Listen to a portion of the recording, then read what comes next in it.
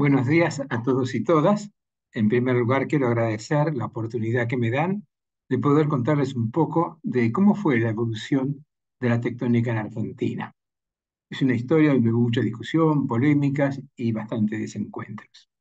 Y esta historia es parte de la 19 reunión de tectónica. Y aquí me gustaría hacer un pequeño paréntesis para decirle que esta es la tercera vez que nos reunimos en San Juan y que estas reuniones de tectónica han tenido dos épocas. Las primeras casi 10 reuniones fueron de microtectónica. Se iniciaron en 1984 en Buenos Aires, una iniciativa del doctor Arturo J. Amos, y continuaron como reuniones de microtectónica hasta el año 2000. Con el nuevo siglo pasaron a llamarse Geología Estructural y Tectónica, y luego finalmente alcanzó el nombre en 2006 en San Luis de Reuniones de Tectónica. Hoy estamos en la 19ª reunión de tectónica. Perdón, antes de comenzar me gustaría aclarar algunos conceptos. En la 17ª reunión de la CONTEC, la Comisión de Tectónica, que se realizó en La Rioja en el 2018, presentamos la historia de la geología estructural y cómo habían evolucionado los conceptos principales a través del tiempo, que está disponible en este link que ustedes pueden ver eh, en qué consistió esa historia de la geología estructural de Argentina.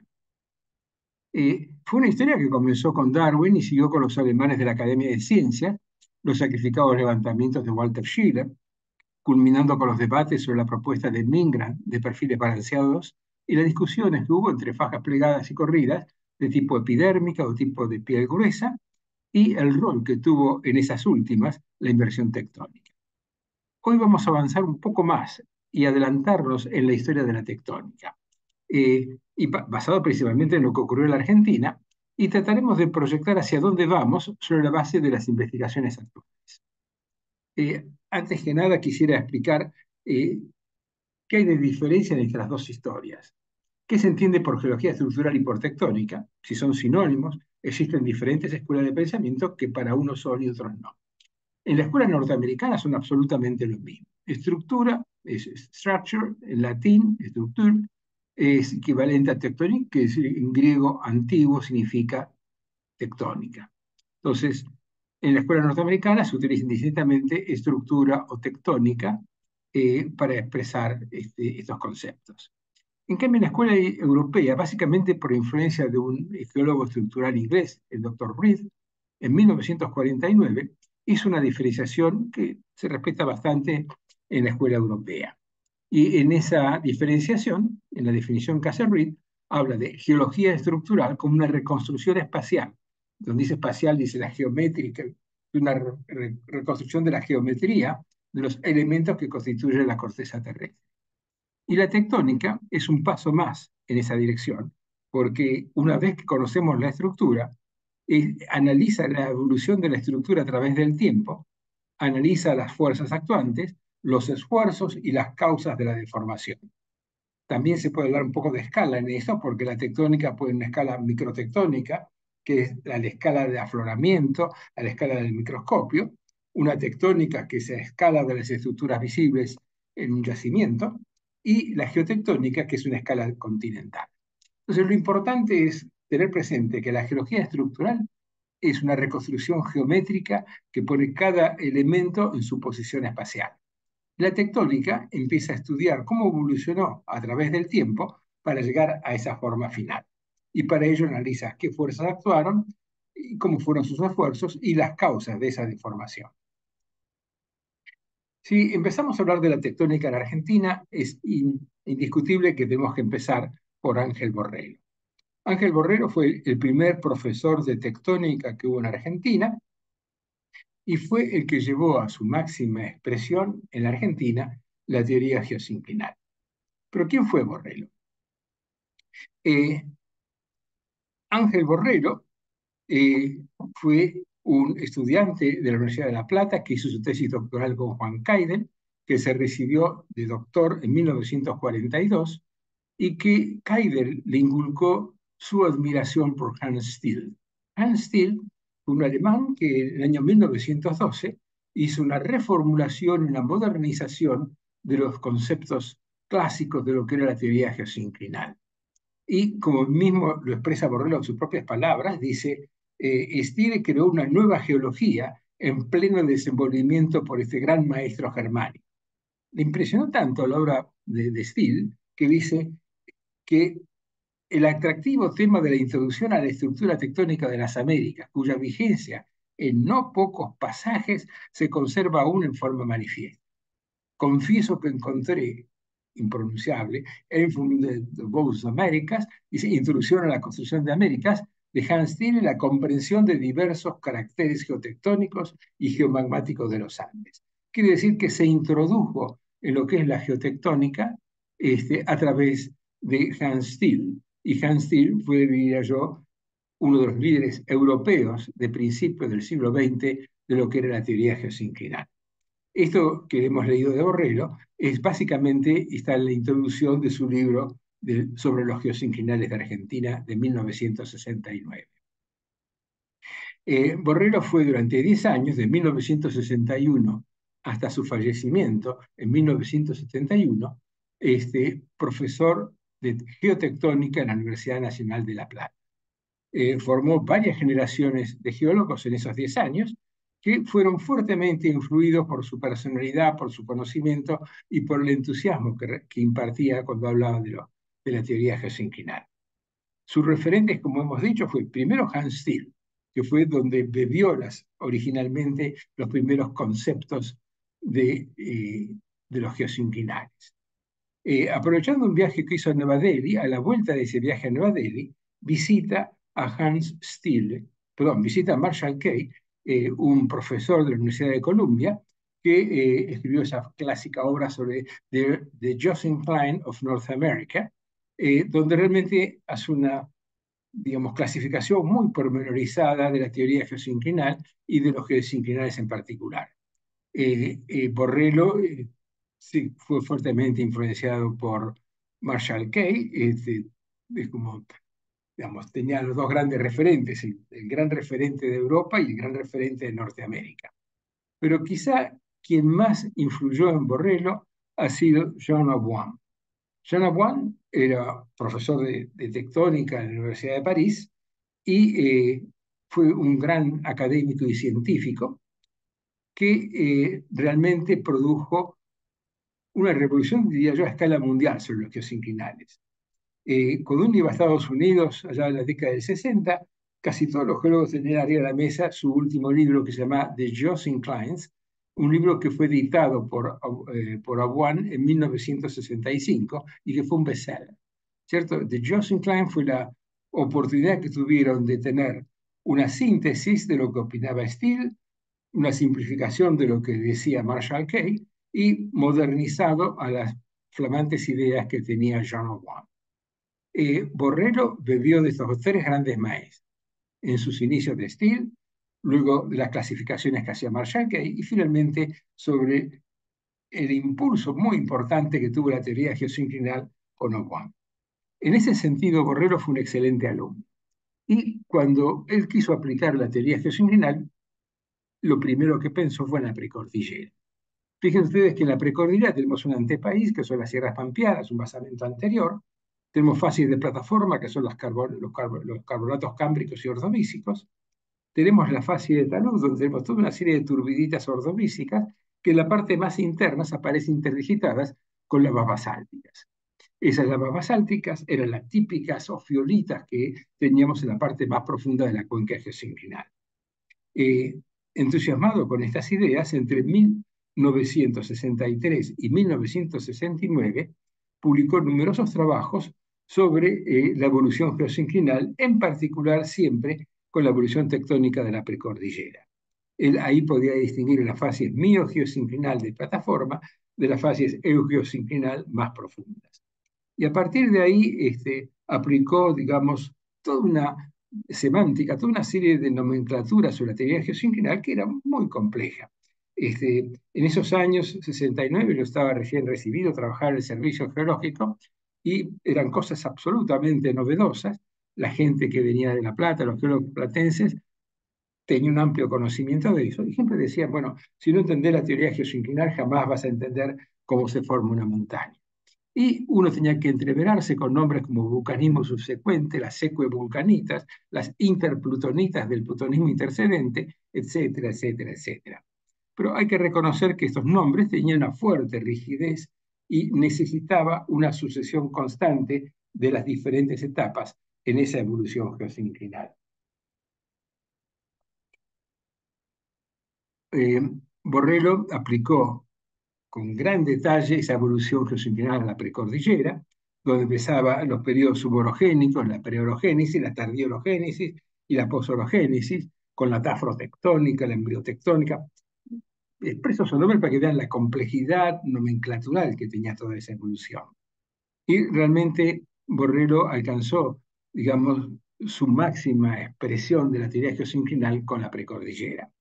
Pero no fue solamente en la precordillera, sino que aplicó esos conceptos del Frisch en la cordillera de los Andes. El Frisch es la parte del desarrollo del eugeosinclinal a partir del miogeosinclinal, y está muy bien explicado en su libro Los geosinclinales de Argentina.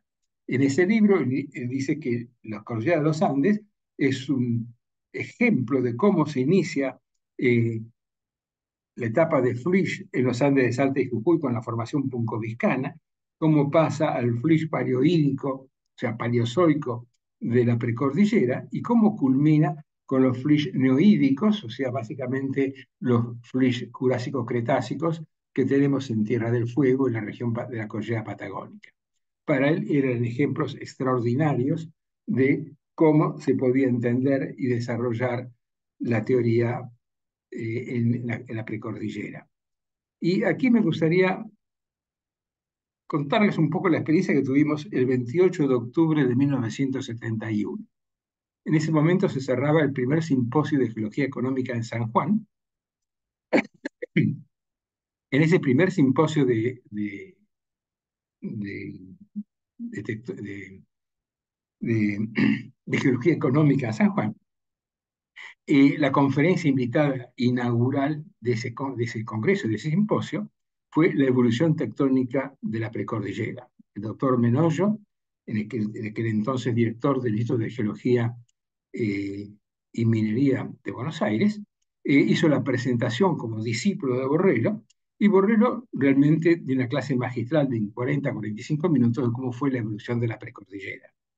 Aquellos que, como yo, que no habíamos tenido la oportunidad de oír sus clases, quedamos altamente impresionados, porque eh, el desarrollo que hacía de la teoría geosinclinal era muy vívido. Su expresión, su entusiasmo separaba, expresaba, digamos, cada momento de la embriotectónica, la tectónica principal, y todas esas características con mucha emoción. Tal es así que todos quedaron, el salón lleno en ese simposio de geología económica, quedaron todos los geólogos altamente impresionados, y cuando terminó fue todo el mundo de pie, un fuerte aplauso, y realmente fue tan impresionante que me recuerdo cada detalle de ese momento. Fue tan importante su charla que los geólogos de la Estación Geológica Mendocina fueron a hablar con él y dije, mire doctor, nos encantaría que usted nos pueda dar esta misma conferencia que dio acá en nuestra Estación Geológica en Mendoza. Y él muy generosamente dijo, sí, como no, se fueron a Mendoza, llegó a Mendoza, descansó en un hotel para poner fuerzas, la conferencia iba a ser a la noche. Cuando lo fueron a buscar, había fallecido de un paro cardíaco. Y se puede decir que Borrello murió en el tope de la ola, en su máximo periodo de esplendor, en el año 1971. Y después de muerto, sus trabajos siguieron siendo publicados porque su alianza con John Owen, donde habían recorrido gran parte del geosinclinal mesozoico, donde habían hecho toda una serie de lucubraciones que están muy bien expresadas en los trabajos de Owen y Borrello, del año 70, 71 y 73, o sea, hay varios trabajos son post-mortem de Ángel Borrello, donde llega al paroxismo, diría yo, de la aplicación de la teoría geosinclinal, pequeñamente modificada por Owen para hablar de la evolución geoliminar de los Andes, porque tiene un comportamiento que no era exactamente como el geosinclinal que tenemos, por ejemplo, en los Alpes u otras regiones europeas. Eh, ¿Quién era el que discutía esos conceptos de geosinclinales en ese momento? El primer gran crítico fue Bruno Valdis. Él introdujo en Argentina la nueva tectónica de basamento. Y aquí es importante, hay una anécdota que lo pinta de cuerpo entero. Borrell iba con sus alumnos a ver toda la precordillera y siempre terminaba en la zona de rodeo, donde hay unos hermosos ejemplos de ofiolitas.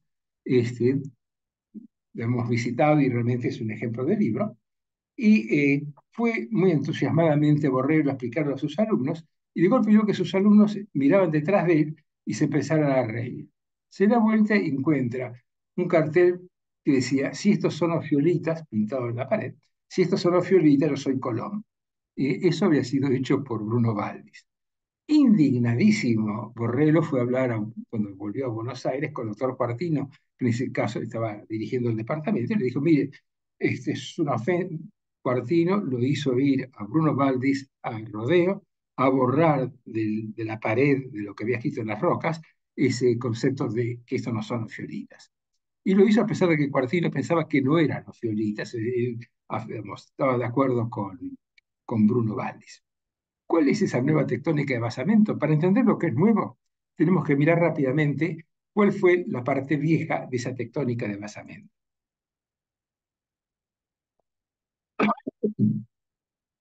La vieja tectónica de basamento es bien vieja, empezó ya por 1911 con los trabajos de Holmes. Holmes era un geólogo norteamericano, un geólogo estructural norteamericano, que publicó un trabajo que fue fundamental. Decía: los diseños repetitivos del relieve y la estructura en la Tierra. Y daba ejemplos, como podemos ver acá, donde en ciertos sectores había toda una serie de estructuras, básicamente conjugadas con una dirección y con otra, que cortaba, digamos, la superficie de la Tierra en una serie de bloques discretos. Él postuló que ese diseño de la corteza en fracturas conjugadas controlaba el desarrollo de las fallas de basamento, que posteriormente se proyectan aún pervasivamente en la cobertura sedimentaria. Esta hipótesis fue aceptada por varias generaciones de geólogos estructurales que encontraron en estas fracturas una explicación para la geometría del fallamiento. Pero llegaron a su máxima expresión con el trabajo de Moody and Hill, que dos geólogos estructurales norteamericanos, que en el año 1956 reconocen que lo que ellos llaman the New Basement Tectonics, o la nueva tectónica de basamento, donde esas estructuras previas que tenía el basamento generaban y condicionaban el desarrollo de grandes fallas transcurrentes, y esas fallas transcurrentes de gran escala eran muy abundantes en la corteza, y sus desplazamientos eran los que producían los pliegues, las fallas inversas, el desgarre a escala regional, y que eran responsables de esa deformación que en esos años se comenzó a llamar la Range Fault Tectonic, es una tectónica de falla de desgarre. Y esto tuvo su eclosión con el acceso a las imágenes satelitales de los programas Landsat. Por primera vez teníamos en los años 70, podíamos apreciar a escala regional una serie de rasgos lineales que anteriormente era mucho más difícil identificarlos. Esto fue un renacimiento de antiguos conceptos de la tectónica de basamento, que algunos también llamaron la lineament tectonics. Y en esto fue un maestro, John Sells, geólogo estructural norteamericano, que analizando el desarrollo de esa range fault tectonics, pudo reconocer por primera vez lineamientos de primer orden, segundo orden, y cómo trabajaban en forma mancomunada a través de sus planos conjugados y producían una mecánica de deformación. Lo que es importante tener presente en esta nueva tectónica de basamento, rainfall tectonics, como la quieran llamar, es que lo primero que se hacía era reconocer las grandes fracturas, por ejemplo, el lineamiento de Texas, la falla de San Andrés y otros lineamientos muy importantes a escala continental, y el movimiento de esos grandes lineamientos, de esas grandes estructuras de desgarre, era la que condicionaba la deformación interna. O sea, el movimiento de esos grandes fallas de desgarre producía plegamiento, fallamiento, en casos de compresión, en casos de apertura, fallas normales, fallas sin extensionales, etcétera, etcétera. Entonces, básicamente, la nueva tectónica de basamento tenía como primer, digamos, paso reconocer esas grandes fracturas de desgarre. El segundo paso era aplicarlo a problemas concretos. Y ahí, si destacaron, digamos, toda una serie de geólogos petroleros que aplicaron esa Basic Range Tectonics a la evaluación de los recursos petroleros. Eh,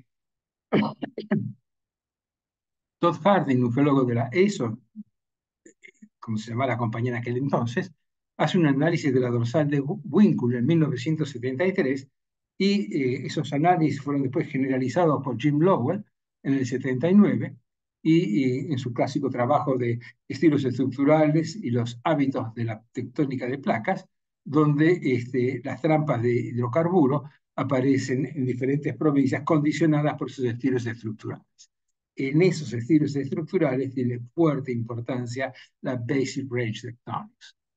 Eh, en ese trabajo describe una cierta cantidad de estilos estructurales que involucran al basamento con falla de desgarre que limita bloques compresivos y extensionales, y tanto Todd Harding como Jim Lowell dieron cursos en YPF, en Instituto Argentino del Petróleo y en otras compañías petroleras durante esa década del 70. Eso produjo un fuerte cambio en la concepción y la interpretación de los datos, especialmente asociados a lo que proveían las imágenes satelitales, que llevaron a un cambio de paradigma en la estructura de la dorsal de Winkle, por ejemplo. En esa dorsal de Winkle hay un trabajo hecho por Ismael Orchuela y Víctor Proskievi del año 81, donde hablan de la reinterpretación estructural de la denominada dorsal neuquina en el octavo Congreso Geológico Argentino de San Luis.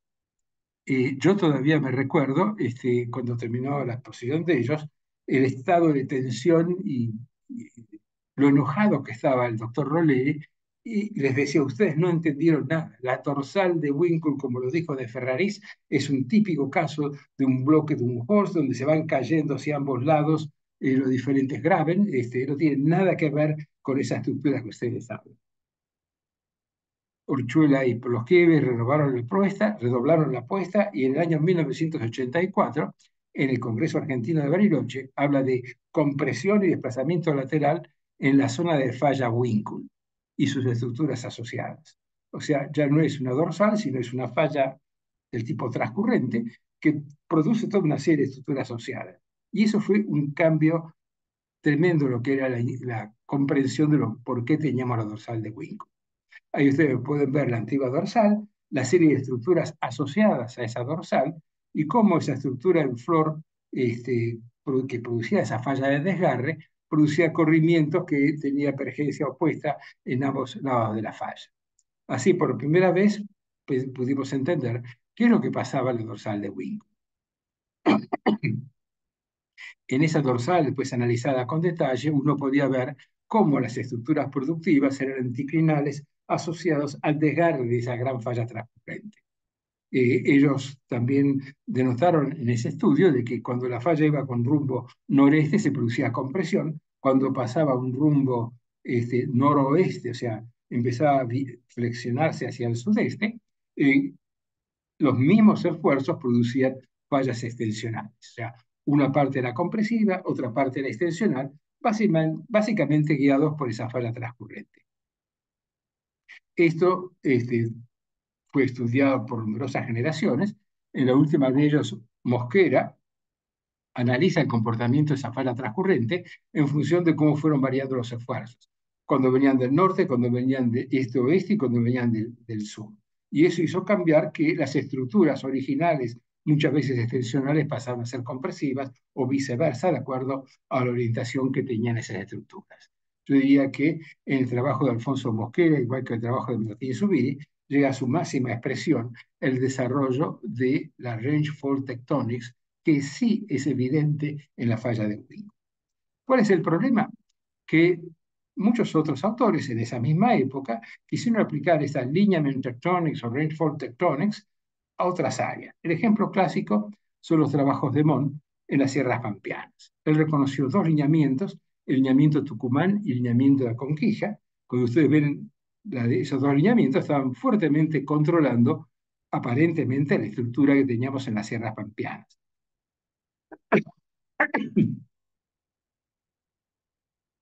¿Qué ocurrió con esas estructuras?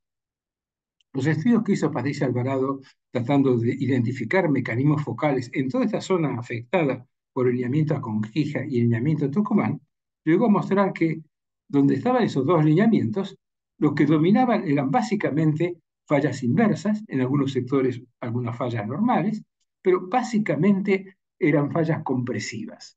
O sea, y las fallas compresivas que eran ortogonales a la dirección de compresión y no tenían ninguna evidencia de desplazamiento de rumbo. El desplazamiento de rumbo es algo absolutamente secundario que nos permite decir que estas fallas transcurrentes o estos grandes lineamientos no eran tales, sino que realmente lo que estábamos viendo era un sistema compresivo con esfuerzos básicamente producidos, en este caso, del sector noroeste, y que después iban rotando y produciendo otro tipo de estructuras. Entonces, los mecanismos focales fue la mejor respuesta para tomar conciencia de que aquí no teníamos evidencia de una range fault tectonics. En esos años, estoy hablando de los primeros años de la década del 80, un proyecto del International Geological Correlation Program, el 202, que se llamaba Megafaults of South America, vuelve a introducir o reafirmar el concepto de range tectonics en Argentina y Chile. Aquí vemos a sus máximos exponentes, Luis de la Salda, el excelente geólogo estructural ahí en la cuesta de Tambolar, Bruno Valdis, profesor de tectónica y de geología argentina en la Universidad de San Juan, y Pancho Orbé. Pancho Orbé y Bruno Valdis eran los directores del proyecto IGCP 202, que tuvo su reunión cumbre en el año 1987, donde cerraron, digamos, los conceptos de la range tectonics en Argentina y Chile. Estos son dos o tres ejemplos típicos de lo que era la range tectonics. Un ejemplo en la Patagonia del año 87, donde las cuencas, las áreas levantadas, todo estaba, todos eran mecanismos consecuencia de esas grandes fallas de transcurrencia que producían y hacían evolucionar toda la geología.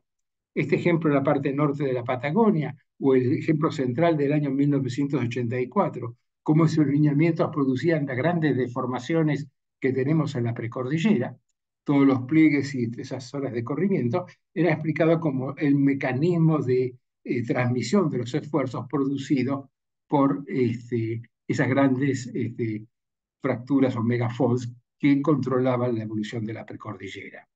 Otro ejemplo del año 89, ya introduciendo cierta movilidad, pensaban que esas grandes fallas transcurrentes eran las responsables, transformes también, si serían placas que se movían, del desplazamiento de la precordillera y cómo la precordillera llegó a ponerse, digamos, en su posición actual. Todo era resultado de esas grandes fallas transcurrentes. Su paroxismo llegó con la falla de Gaste, que cortaba la Patagonia y al cortar la Patagonia podía permitir, cuando se recomponía los 500 kilómetros de movimiento del tipo de estrógiro, poner en su lugar las Sierras Malvinas y el Morris Ewing Bank en su posición actual. Esos 500 kilómetros de desplazamiento que ocurrían en el Jurásico Medio, era una locura desde el punto de vista estructural. Tenemos un ejemplo, por ejemplo, los Alpes del Sur en Nueva Zelanda, es una falla que tiene un recorrido similar, tiene 500 kilómetros de desplazamiento, y en esos 500 kilómetros de desplazamiento, cualquier pequeña variación del rumbo produce cordilleras como los Southern Alps, con 3.700 metros sobre el nivel del mar, son cordilleras muy, muy empinadas, que son pequeñas variaciones en el rumbo de la estructura que produce esas zonas transpresivas y transtensionales. Aquí vemos el trazado de la falla alpina y cómo realmente 500 kilómetros produce una gran cantidad de deformación. Aquí la falla de Gastre en el Jurásico no produjo nada y se movió 500 kilómetros. Básicamente es una cosa sin sentido. Después se dieron cuenta de que con una sola falla no alcanzaba, pusieron 3 o 4 fallas. Eso, del punto de vista de la geología estructural y del punto de vista tectónico, es absolutamente incorrecto, inviable, porque no hay evidencias que soporten ese tipo de estructuras. Es lo mismo que se produjo en el año 2002, cuando a través de toda esa serie de fracturas como la de Gastre y otras más, querían llevar desde la Antártida, la precordillera, a su posición actual. Estamos en los últimos estertores de la Range Tectonics, que se tomó en su momento como una explicación para muchas cosas. Pasó el apogeo de ellos, pero algunos todavía siguen insistiendo con la Range Tectonics. Aquí tenemos un caso típico en las sierras pampeanas, en la Sierra de los Colorados, en La Rioja, donde hay grandes variaciones de espesores. Hay sectores donde la secuencia terciaria tiene 3.000 metros de espesor, inmediatamente al sur tiene 9.500 metros de espesor. Y esas grandes variaciones de espesores se observaban y se podían estudiar en las sierras de los Colorados. Ciccioli hizo un excelente estudio de la sedimentología y la variación sedimentaria de las fases sedimentarias, y combinados esos estudios con la estructura, uno podía ver que se podía determinar las zonas proximales, las partes distales, y cómo una fosa concentraba básicamente la mayor cantidad de los espesores. Eso había arrancado básicamente en el Mioceno inferior y llegó a su apogeo a los 4,3 millones de años. Ahora, ¿qué pasa? Esta misma área, la misma Sierra de los Colorados, se le aplicó el concepto de las range tectonics. ¿Qué hicieron? Bueno, a través de mapas aeromagnéticos, por ejemplo, se podían distinguir una gran cantidad de fracturas diferentes. ¿Y en qué consiste esa range tectonics? Identificar cuáles eran las que actuaron en cada momento para explicar las estructuras vigentes. Entonces, aquí ven un block diagrama de la misma área donde tenemos estos lineamientos muy bien evidenciados en el mapa magnético, y vemos que en un momento empiezan a moverse fallas de este tipo, en un sentido primero noreste, después salta a otra falla, después se convierte de noreste a noroeste, y continuamente se va moviendo de una falla a la otra. Eso era el resultado de aplicar esfuerzos a diferentes momentos y hacer desplazarse esas fallas. Como resultado de todo eso, teníamos que esos depósitos neógenos que estaban básicamente homoclinales, con la aplicación de la Range Tectonics empezaban a curvar y a tener diferentes kink, o sea, dice kink-like deformation por transpresión. Nada hay más lejos de la verdad. Lo que se sabe, si uno combina los estudios sedimentológicos con la estructura, es que, por ejemplo, aquí tenemos una fosa.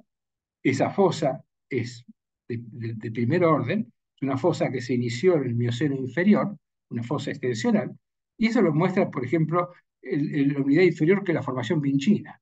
En el medio de la fosa tiene básicamente casi 7.000 metros. Si nos alejamos al norte de la fosa, en esta parte norte o la parte sur, cae su espesor a 4.390 metros. Tenemos estratos sin extensionales, con evidencias de slums sin sedimentarios, con un aumento impresionante de los espesores, que se produce básicamente en el Mioceno inferior. Cuando pasamos al Mioceno superior y al Plioceno inferior, es otra realidad. La formación toro negro que se vio en el superior, que va de norte a sur y cubre todos estos estratos, varía de entre 2.560 a 2.660 metros. Casi no varía. ¿Qué significa eso? Que en un momento de su depositación no existía, o la fosa había sido colmatada y no había extensión suficiente para reactivar esa fosa.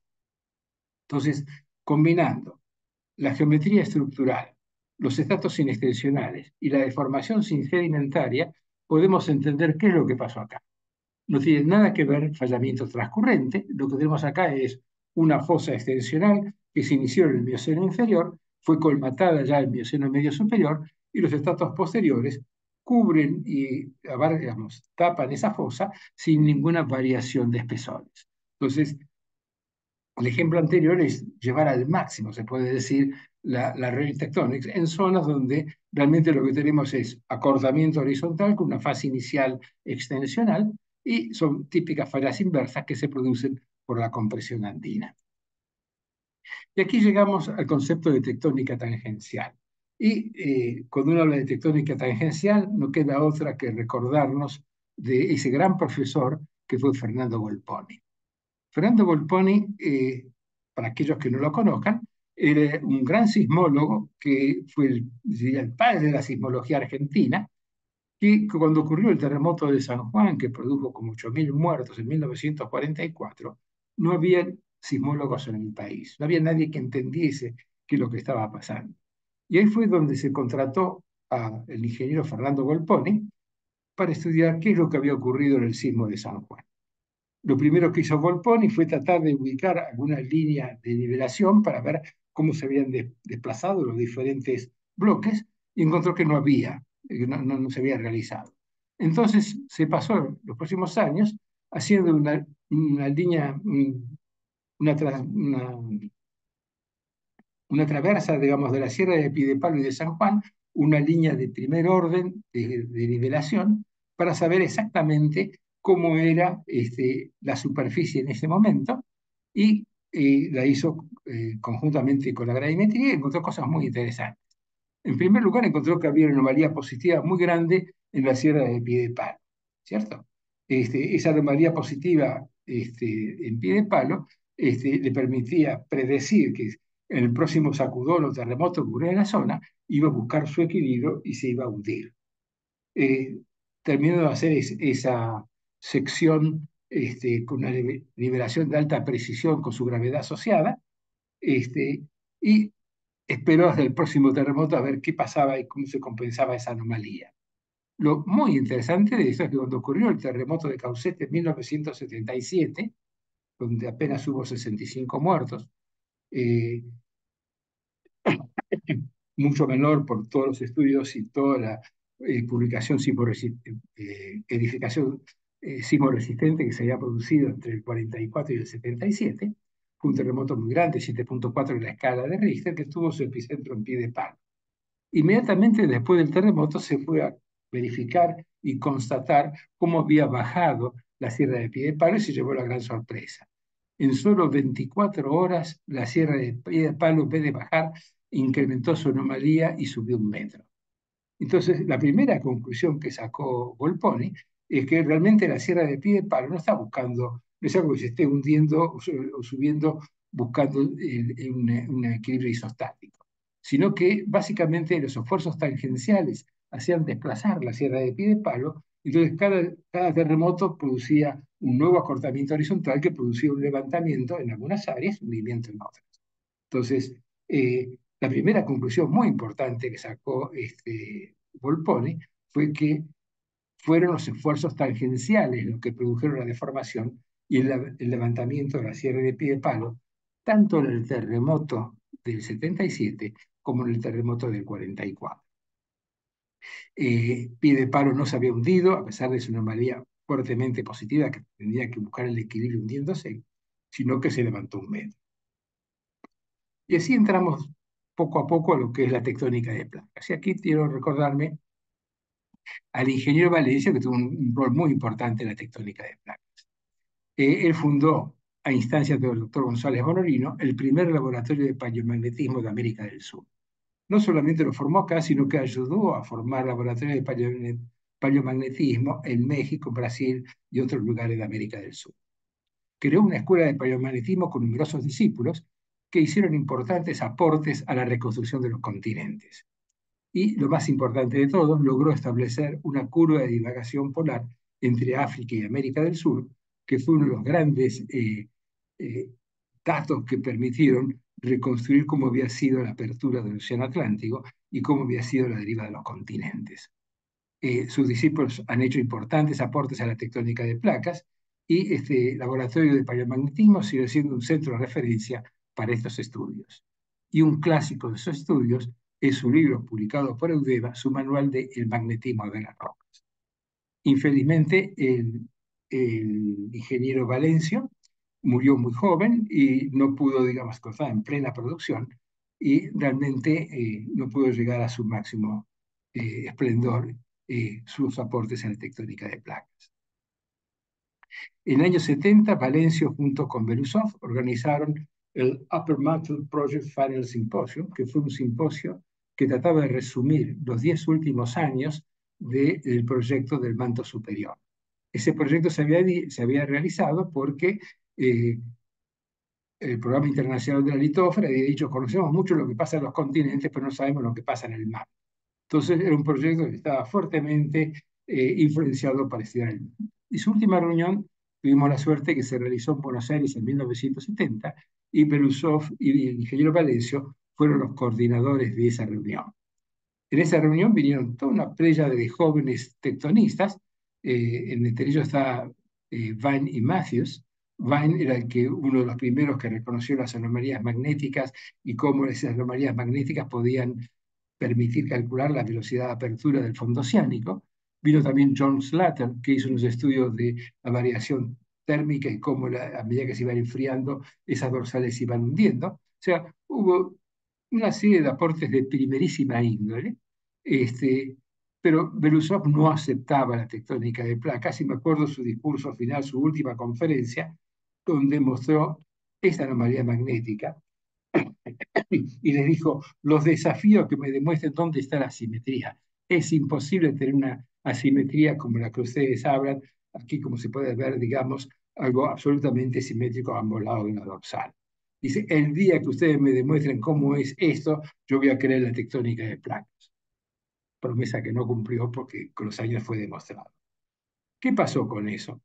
Eh, Tuvimos que esperar, digamos, al inicios de la década del 70, de tectonistas, digo tectonistas porque no era geólogo estructural, era un sedimentólogo que se dedicó a la tectónica de placas, que fue Bill Dickinson. Bill Dickinson hizo importantes aportes a partir de 1970, primero con el magmatismo, relacionó las andesitas y granitos y como derivados de una zona de subducción, y su composición química nos permitía predecir la profundidad de generación, a dónde estaba la losa subducida que producía, digamos, esas rocas magmáticas. Tiene dos trabajos muy importantes, el del 70, que es la relación entre andesitas y granitos y el Large Trench Tectonics, o la tectónica de arco, y el otro es Plate Tectonics and Sedimentation. Mucho de la clasificación que nosotros hablamos de cuenca de retroarco, cuenca de antearco, cuenca periférica, todas las cuencas como de antepaís, etcétera, etcétera, fueron definidas en ese momento por Bill Dickinson, como buen sedimentólogo que se dedicó a la tectónica de placas. Hizo aportes fundamentales durante varias décadas sobre lo que era la tectónica de placas. Otro que fue muy importante fue Dietrich Roeder. Dietrich Roeder fue el que acuñó el término subducción. Antes subducción era el hundimiento de una parte de la corteza por debajo de la otra, era lo que se conoce como la subducción del tipo A. Roeder fue el primero que definió lo que era subducción aplicando el hundimiento de corteza oceánica por debajo del continente. Y él fue el primero que relacionó la subducción con las fajas plegadas y corridas que aparecían en la placa superior. Y él diferenció las antitéticas de las sintéticas, y cuando quiso definir las antitéticas, utilizó los excelentes perfiles realizados por Alberto Mingran en las sierras subandinas, que permitieron a él por primera vez explicar cómo la subducción producía fajas plegadas y corridas como las que tenemos en el sistema subandino. Es interesante, pues ya Migran lo sabía, que de esas fajas había fajas epidérmicas y fajas de piel gruesa. O sea, thick skin y thin skin, y que los popularizó esos términos con su relación a la subducción, en este caso, Dietrich Roeder. Roeder era profesor de la Universidad de Pensilvania. Tanto Roeder como Dickinson fueron mis profesores de tectónica de placas cuando tomé los primeros cursos allá en el año 77 en Vail.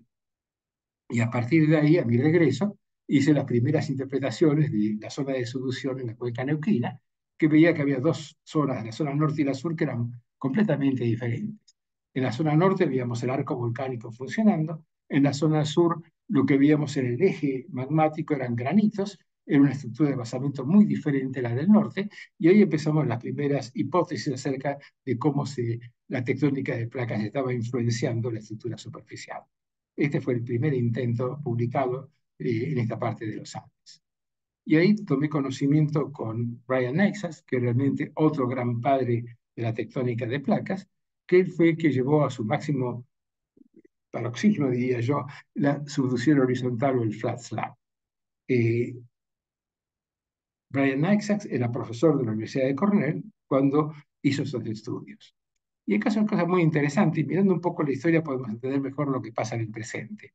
Ya Humboldt, en 1845, en su famoso libro del Cosmos, marcaba estas diferencias. Decía que había una concentración en Colombia y Ecuador de rocas volcánicas activas, en la parte central de los Andes peruanos y norte de Chile, y en la parte central, o en la parte sur de América del Sur, parte central de América del Sur,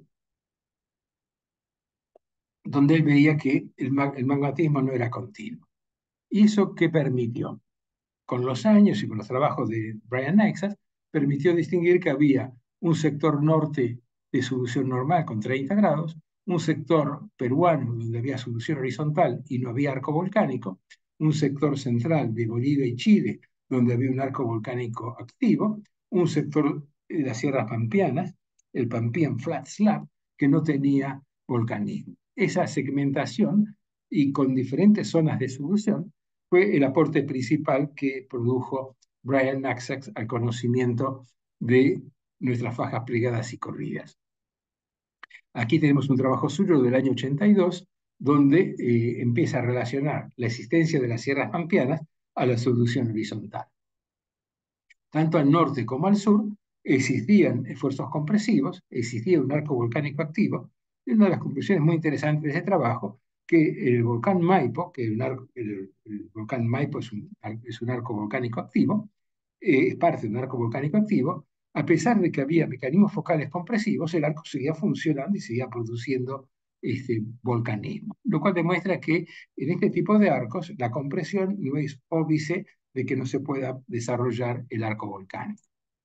A este trabajo de Brian Axas siguieron otros, en este caso lo hicimos con dos jóvenes estudiantes, Terry Jordan y Rick Almendinger.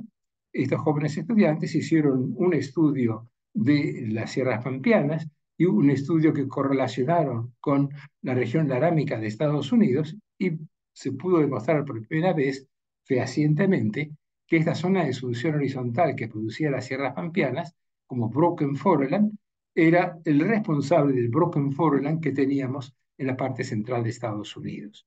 Fue un trabajo que tuvo mucho impacto, es uno de los trabajos más citados que tenemos sobre los Andes, y el identificar el proceso que produjo esa subducción horizontal fue muy importante. En este trabajo participamos tanto Brian Isaac como yo en la escritura del trabajo. Y a partir de ahí empezamos a hablar del Pampean Flat Slab. Hoy todo el mundo sabe que hay un antepaís fragmentado, un Broken Foreland Basin, que está asociado directamente a la zona de solución horizontal.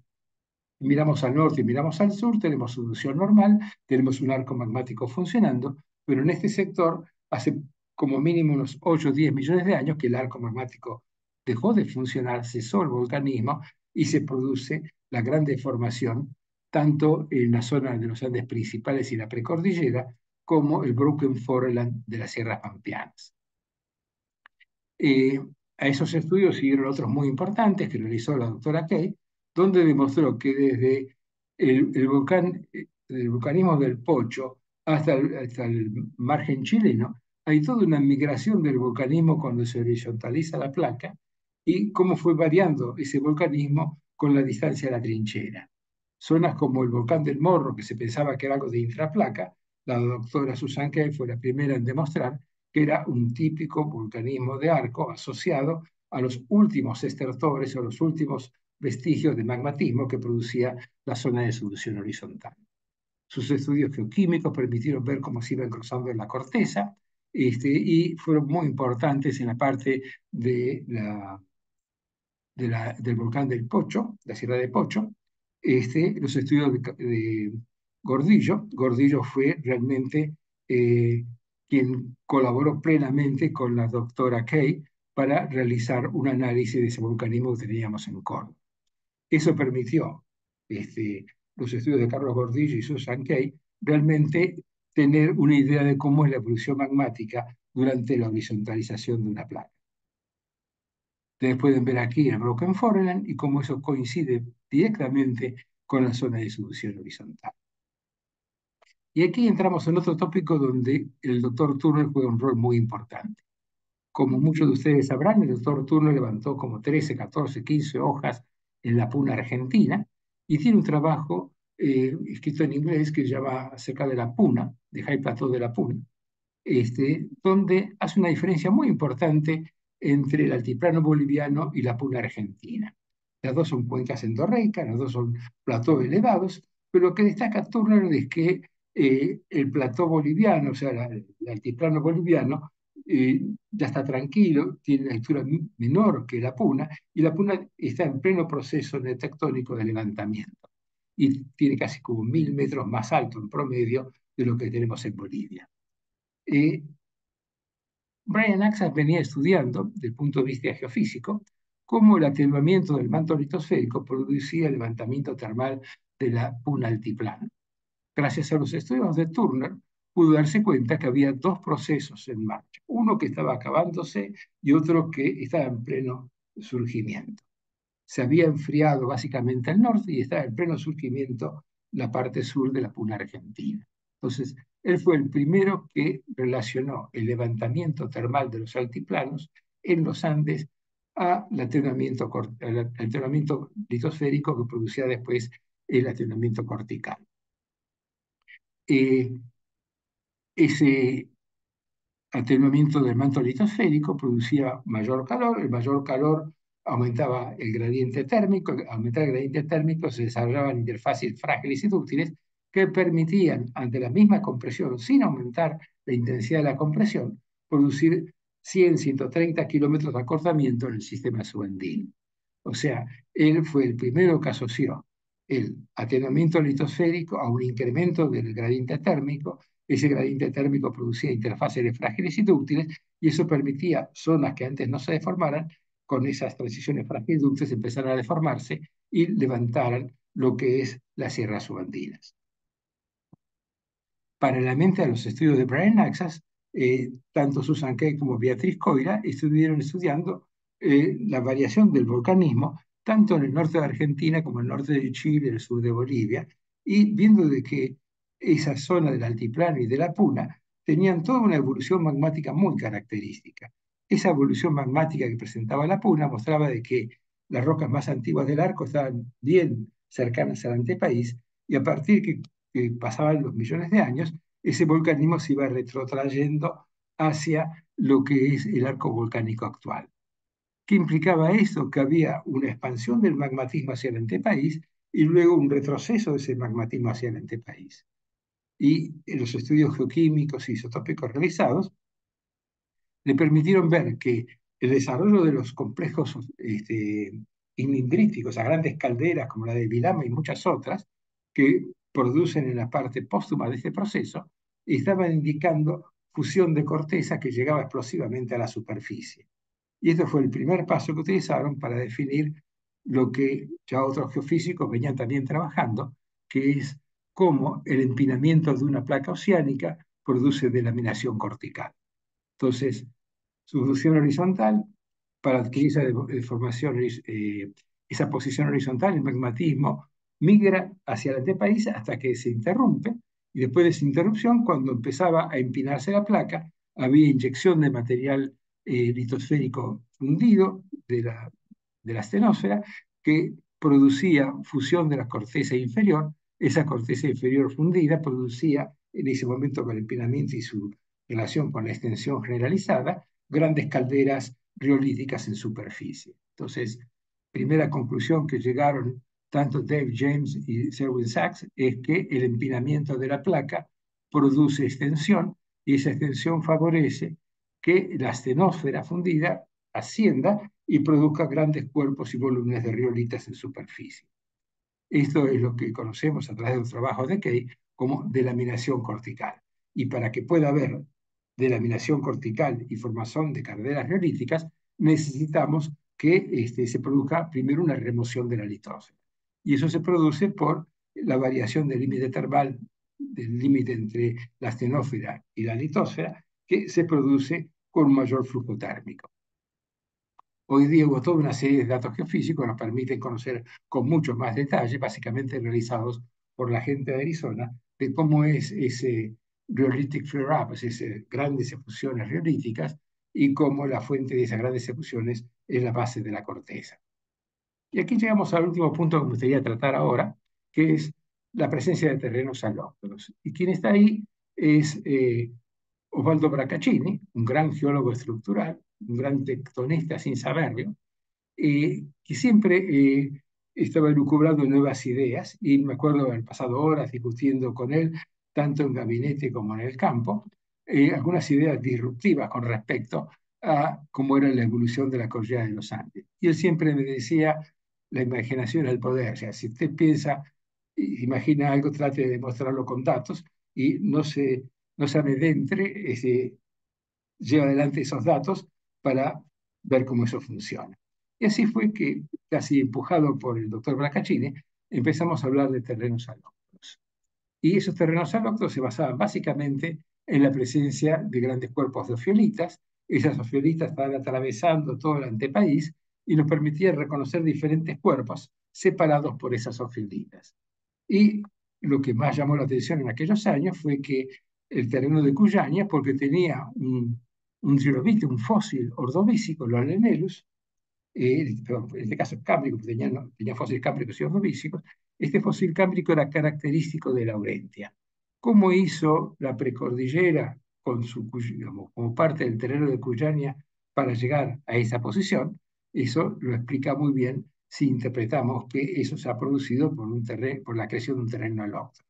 Esa acreción produjo un arco magmático en Pampia. Ese arco magmático en Pampia cesó cuando se produce la colisión y ese arco magmático salta a la cordillera frontal y está asociado a la lenta llegada de la chilena. O sea que la presencia de variación en la posición de los arcos magmáticos, deformación, colisiones y salto de esos arcos magmáticos permitió reconstruir la presencia de los terrenos alóctonos. Y aquí quiero hacer un pequeño homenaje a Bruno Valdis, que fue un precursor. 10 años antes de que dijéramos todo eso, ya Bruno Valdis, en un trabajo en la revista Perfiles Geológicos del Centro Argentino del Centro Argentino, Centro Geológico, Centro Argentino, no, el Centro Geológico Argentino, el, este, en esa revista siempre producía bromas o chistes desde el punto de vista geológico. Y uno de sus grandes chistes, de sus grandes cómicos o cómics, fue introducir el mapa de subplacas. Y ustedes ven aquí que hay como dicen 14, 15 subplacas en la Argentina. Cada placa coincidía con alguna provincia o algún rasgo geológico. Y estaba la placa de los esteros de Liberal, la placa de Misiones, la placa de Pampeanas, la placa puso placas por todos lados y jugando con supuestos centros de rotación y fallas transcurrentes, permitía que la rotación de esos ejes de rotación podían reconstruir cómo se movían esos bloques. Cuando se movían en un sentido abrían las cuencas, cuando se movían en otro cerraban y producían deformación y levantaban montañas. Y así llega con la variación de esos ejes de rotación o polos de Euler que iban variando hacia el sur, producía toda una acreción de bloques sobre el territorio argentino. Este, realmente con esa tremenda imaginación fue una lástima que Bruno se lo tomara en broma todo esto, porque se había anticipado en 10 años de cómo eran los conceptos que llevaban a la creación de un continente, en especial el caso argentino. Si bien era, este, eh, todo lo hizo en broma, las placas no eran tales, pero sí el concepto de que con ejes diferentes de rotación, con las colisiones parciales, poco a poco se iba creciendo Argentina. Una lástima que no se tomó el trabajo de analizar seriamente qué es lo que permitía distinguir una placa de la otra o una subplaca de la otra a través de ofiolitas o lo que sea, para poder hacer esa reconstrucción. Hoy día sabemos que esos terrenos alóctonos no es solamente la presencia de ofiolitas y zonas con comportamiento homogéneo distintas a las aledañas, sino que los datos de topografía sísmica nos permiten reconstruir en profundidad los límites de esas subplacas, cómo era el terreno de Cuyaña, cómo era el terreno de Chileña y cómo están perfectamente diferenciados con esas tomografías sísmicas, los basamentos de esa corteza, que realmente tiene características muy diferentes de un sector al otro. Y cuando ya estaba casi con consenso general la idea de que había una serie de, de terrenos acrecionados al continente, como el de Cuyania, a través de los estudios paleomagnéticos que hizo Augusto Rapalini, acompañado de Ricardo Astini, que permitieron ver cómo el terreno de Cuyania, si lo queremos poner en la curva de divagación polar de Laurentia, no funciona, y cuando lo ponemos en su lugar en Laurentia, funciona con la curva de divagación polar de Gondwana. Entonces, evidentemente, esto fue la mejor explicación geofísica para decir que la precordillera comparte el terreno de Cuyana, un terreno alóctono. Pero ¿qué pasó? Allá por el 2003 se produjeron nuevos datos isotópicos por Stan Finney, un geólogo norteamericano, especialista en ordovícico, especialmente en graptolites del ordovícico. Fue a la precordillera, sacó toda una serie de muestras de rocas sedimentarias, hizo los circones detríticos y encontró que la precordillera, el sector, digamos, el norte de la precordillera, tenía típicos y dominantes circones gondvánicos. Y su presentación de estos datos en un diario de San Juan, el diario de San Juan decía la precordillera más auténtica que la flor de ceibo, porque Stanley había demostrado de que en plena precordillera, las rocas sedimentarias de la precordillera tenían como fuente principal de circones gondwanáticos, con lo cual echaba por tierra la idea de que teníamos un bloque que había venido de Laurentia, que estaba muy lejos de Gondwana. ¿Qué pasó? Una persona como Ricardo Astini, este geólogo, no podía creer lo que decía Stan Finney, fue a la misma zona que había muestreado Stan Finney, pidió quién habían sido los vaquianos que ayudaron a Stanfine, fue con uno de esos vaquianos, le dijo exactamente dónde había sacado las muestras Stanfine, sacó exactamente de los mismos lugares las muestras y se lo mandó al mismo laboratorio en Arizona, donde estaba el doctor George Gerald, el director del laboratorio, que había analizado los datos de Stanfine. Le manda eso y dice, por favor, me gustaría corroborar lo que estudió el estudio de Stanfine, y cuando hace los análisis de los circones, encuentra que daban completamente distintos. Entonces, George Gerholz empezó a estudiar todo el procedimiento de etiquetado e identificación de la muestra de Stanfine y se dio cuenta que a mitad de camino uno de los técnicos se había equivocado y había etiquetado mal las muestras. Cuando uno le ponía las etiquetas correspondientes, lo que había hecho Stanfine coincidía perfectamente con Ricardo Astini. Entonces, ¿qué aprendemos de esto? Que el hecho de constatar, el hecho de ir a confirmar esa preocupación que uno cree que está en lo correcto, va y verifica una vez más esos datos, permite, obviamente, desarmar una idea completamente insensata, como pensar que la precordillera era más autóctona que la flor de ceibo. También reconozco la honestidad de George Goebbels, que públicamente nos mandó a nosotros, estamos en la historia larga, pero nos mandó a nosotros un email diciendo, mire, pido disculpas, fue un error de mi laboratorio de etiquetado, las muestras que tiene Stanfine, y si uno pone tal muestra por tal muestra, funcionan perfectamente para demostrar que la precordillera es un terreno alóctono derivado de Laurentia. Mérito de Astini, que no creyó y quiso constatar si eso era realmente cierto o no era cierto. Hoy día ya hay consenso que la precordillera como parte de Cuyana es un terreno alóctono procedente de Laurentia y eso no se discute más. Lo que se sigue discutiendo, cada vez con mayor consenso, es si la Patagonia es alóctona o no es alóctona. Y aquí quiero hacer un mea culpa y un reconocimiento a Windhausen. Eh, Varias personas me habían dicho, no, pero lo que vos decís de la Patagonia siendo alóctona, ya lo había dicho Windhausen. No había podido encontrar dónde Windhausen había dicho eso. Interesantísimo. Hay un diario, el Diario del Plata, publicado el 9 de julio de 1924 en conmemoración del 9 de julio, el aniversario de nuestra independencia, que dedica una página entera al nacimiento de la Patagonia, escrito por el doctor Anselmo Windhausen. En esa página, y media página siguiente, explica con una claridad extraordinaria el origen de la Patagonia por como un continente que no estaba adosado al Gondwana, que era un continente independiente, la palabra que él usa, y que su colisión con el Gondwana produjo los gondwanes. Este esquema que ustedes ven aquí abajo, lo vemos, lo vamos a ver en pocos minutos mejor ilustrado.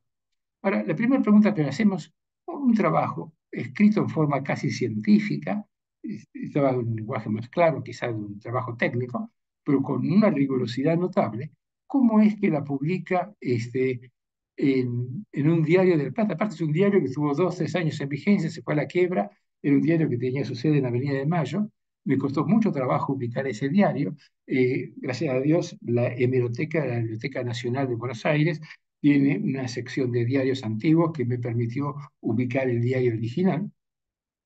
Pero lo que uno se pregunta es, ¿por qué publicó eso en un diario? Un diario, digamos, oscuro, ni siquiera fue el diario de la Nación, el diario de Expreso, fue un diario que este, recién había aparecido.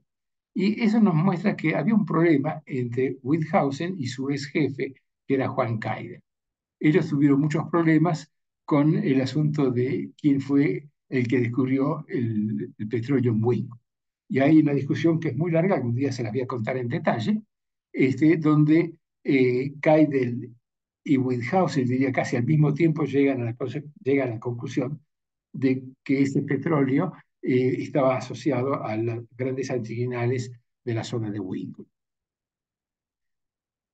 Pienso que ¿por qué Windhausen publicó en el Diario de la Tarde este extenso trabajo sobre el origen de la Patagonia?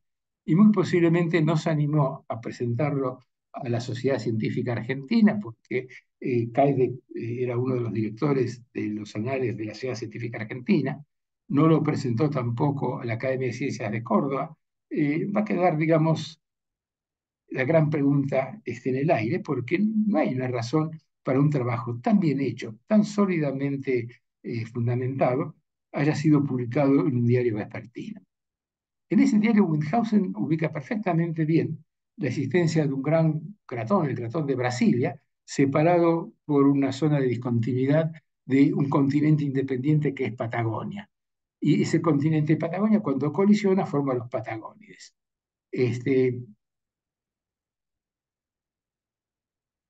Keidel, un año después de esto que apareció publicado en el diario, en un trabajo posterior, reconoce que la Patagonia era una región que fue independiente del resto de América del Sur como un remanente de un continente más grande que abarcaba la Antártida. Entonces, parece que fuera un celo tenía miedo Windhausen que se lo mandaba a alguno de los órganos de publicación de esa época, le ganaran de mano con la idea. Hoy día sabemos que la Patagonia es un terreno alóctono, que su colisión produjo las sierras de la Ventana, que hay numerosas evidencias de todo tipo que avalan esa colisión. Entre esas evidencias, para mí, una de las principales son las paleontológicas, dado que eh, han aparecido fósiles típicamente de Antártida oriental en el medio del macizo norpatagónico. Y esos fósiles, junto con la actividad magmática, nos permiten decir de que hubo realmente eh, un material exótico que no pertenecía al Gondwana, que en ese momento estaba a latitudes mucho más altas, de algo este, que vino del sur, básicamente de las cadenas transantárticas y terminó colisionando con el continente de Gondwana. Esas evidencias paleontológicas son las más importantes, dado que hay clastos de diversos tamaños, algunos grandes y otros más, que tienen la característica que son todos angulosos.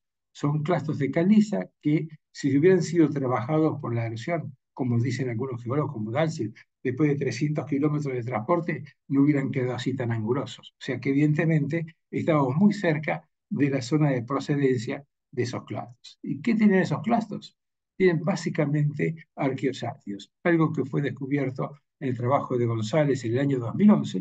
Esos arqueosátidos están perfectamente preservados y nos permiten saber que estas rocas son del Cámbrico temprano medio, que tienen fuertes afinidades con las mismas rocas carbonáticas que aparecen en el Gondwana oriental y que permite decir, acá hay más discusión, la Patagonia vino de la Antártida y es independiente del continente de Gondwana. ¿Hacia dónde vamos con estas ideas tectónicas? Y aquí quiero hacer un pequeño reconocimiento a Guido Gianni, que ha presentado toda una serie de disruptivas muy interesantes.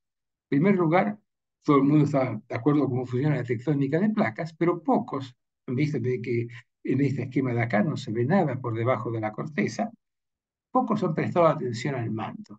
Y en los últimos años, estoy hablando de los últimos 5, 6, 7 años, hay una gran efervescencia en conocer cómo es la evolución del manto, y algunos llaman la mantle tectonics, o la tectónica del manto, que dicen que va a ser la que va a reemplazar la tectónica de placas, dado que hay toda una serie de procesos que ocurren en el manto que las tomografías sísmicas nos permiten reconstruir, que hay antiguas zonas de disolución que se pueden reconocer perfectamente en diferentes sectores del manto, como aquí lo podemos ver en la parte del Atlántico Sur, que nos están hablando de toda una historia previa que puede ser reconstruida en función de estas tomografías sísmicas que se ven en el manto, donde hay enterradas antiguos slabs, antiguas placas oceánicas, que nos van a permitir en los próximos años reconstruir en forma más precisa y quizá completamente diferente cómo fue la evolución del Paleozoico y Mesozoico y evoluciones anteriores a los últimos millones de años que conocemos por la tectónica de placas. Esto era básicamente lo que quería decirles y me gustaría dejarlo con algunas consideraciones finales. Es siempre importante saber de dónde venimos porque nos permite reconocer la presencia de viejas ideas envueltas en un nuevo discurso. En todas las escuelas tectónicas hubo siempre un mainstream, un flujo principal que contó con la aprobación y consenso mayoritario. A ese flujo principal han llegado ideas disruptivas que producen tensiones en ese flujo principal, que a veces son temporarias y superadas por no contar con bases sólidas. Otras veces las ideas disruptivas producen importantes cambios en la dirección del mainstream y se consolidan con el consenso mayoritario. Por eso siempre es importante tener presente que el mainstream, el flujo principal, está siendo acosado por ideas disruptivas, las que debemos analizar con sumo detenimiento antes de aceptarlas. Pero siempre está el riesgo que nos enamoremos del mainstream, del flujo principal, y no nos demos cuenta que el conocimiento está avanzando por otro lado. Así que muchas gracias. Les dejo aquí algunos videos para que puedan verlo, donde volvemos a tratar con mayor profundidad algunos de los conceptos que hoy hablamos. Y como siempre les recomiendo, para estar actualizados, suscríbanse